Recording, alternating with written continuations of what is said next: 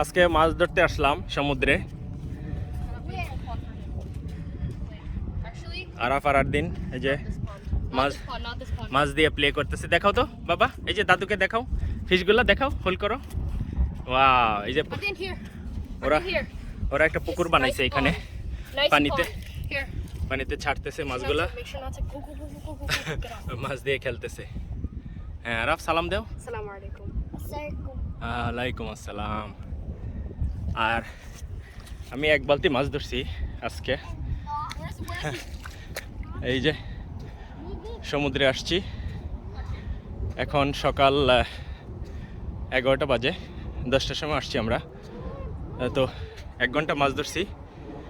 এই যে জাল, অনেক বড় জাল, আর এক বালতি মাছ ধরছি আমরা। এই যে 1 বালতি মাছ,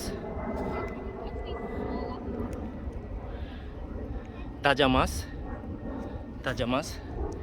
হ্যাঁ, এটা ওই বাংলাদেশের জানি না, এই যে খলসা মাছের মতো একটু দেখা যায়, কালারফুল মাছ। আর যে বাকিগুলা দারকিনা মাছের মতো আর কি। এক বালতি মাছ, এই যে 1 বালতি মাছ। অনেক অনেক মজা এই মাছগুলা।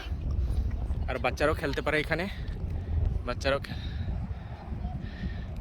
মাছ ধরা হলো, আর